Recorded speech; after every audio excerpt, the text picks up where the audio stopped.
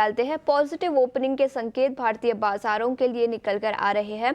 करीब 90 अंकों की तेजी के साथ 23,440 के पास गिफ्ट निफ्टी। पॉजिटिव ओपनिंग के संकेत हमारे बाजारों के लिए आज निकल कर आ रहे हैं। एशियाई बाजारों की बात करें तो याद रखिए जापानीज मार्केट से कुछ इन्फ्लेशन का डेटा आया है, उस पर सबसे पहले फोकस करेंगे। सीपीआई 2.3% से बढ़ा है सालाना आधार पर, अनुमान था 2.2% का, तो अनुमान से ज़्यादा इन्फ्लेशन। जापानीज मार्केट की बात करें तो वहाँ पर तो तेज़ी है। निक्के 290 अंकों की तेज़ी के साथ कारोबार कर रहा है। कॉस्पी की बात करें, कोरियन मार्केट में भी 1% से ज़्यादा की तेज़ी है। वही चीन के बाजार सपाट है, लेकिन हांगकांग के बाजार यानी हैंगसेंग इंडेक्स में भी करीब ½ % की तेज़ी आज सुबह निकल कर आई है। तो सभी एशियाई बाजारों से संकेत काफ़ी पॉजिटिव है और गिफ्ट निफ्टी भी पॉजिटिव ओपनिंग के संकेत दे रहा है। अमेरिकी बाजारों की बात करें तो यहाँ पर भी आज सुबह तेज़ी दिखी।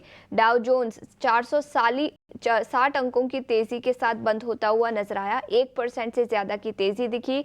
नैस्डैक सपाट था, लेकिन S&P 500 यहाँ पर भी करीब ½ % की तेज़ी कल दिखी।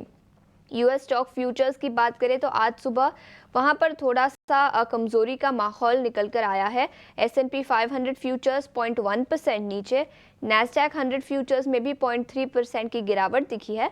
वही डाउ जोन्स फ्यूचर्स तो स्टेडी है। लेकिन कल के बाजार की बात करें तो टेक्नोलॉजी शेयरों में काफ़ी एक्शन दिखा और टेक्नोलॉजी शेयरों में कमजोरी दिखी। याद रखिए अल्फाबेट में कमजोरी दिखी, करीब 4 से 5% की गिरावट के साथ तो बंद हुआ ही, लेकिन आफ्टर मार्केट ट्रेड में भी करीब 1 से 2% की गिरावट अल्फाबेट के शेयर में दिखी। रेगुलेटरी कंसर्न्स निकल कर आए हैं, जिसके चलते अल्फाबेट के साथ ही सभी टेक्नोलॉजी शेयरों में कल गिरावट दिखी। इसी के साथ जॉबलेस क्लेम्स का डेटा आता हुआ नजर आया, जो काफ़ी अच्छा था।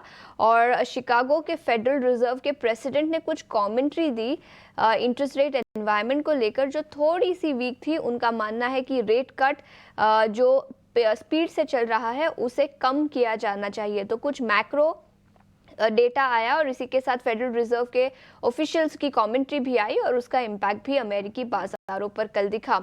यूरोपियन बाजारों की बात करें तो यहाँ पर कल अच्छा एक्शन दिखा। कैक 0.2% की तेज़ी, डैक्स में 0.7% की तेज़ी दिखी। वही फुट्सी की बात करें तो आधे से 1% की तेज़ी के साथ बंद होता हुआ नजर आया। याद रखें कमोडिटीज़ में पिछले कुछ दिनों से एक्शन रहा है। कच्चे तेल की बात करें तो जियोपॉलिटिकल टेंशन्स जब भी होते हैं तभी कच्चे तेल में तेज़ी दिखती है। पिछले कुछ दिनों से ब्रेंट क्रूड में तेज़ी दिखी है। दूसरे दिन लगातार हरे निशान में बंद हुआ, $74.4 पर बैरल के आसपास।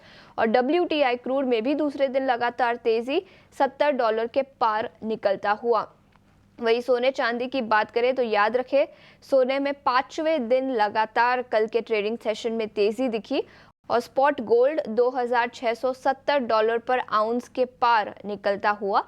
वही चांदी में भी तेजी दिखी है, $30.5 पर आउंस के पार निकलता हुआ। तो जब भी जियोपॉलिटिकल टेंशन्स होते हैं, सेफ हेवन की तरफ बाइंग ज़्यादा दिखती है, जिसके चलते प्रेशियस मेटल मार्केट में एक्शन दिखा है। सोने और चांदी में पिछले कुछ दिनों से तेज़ी का माहौल है और कल भी वो कंटिन्यू होता हुआ नजर आया। FIIs और DIIs का एक्शन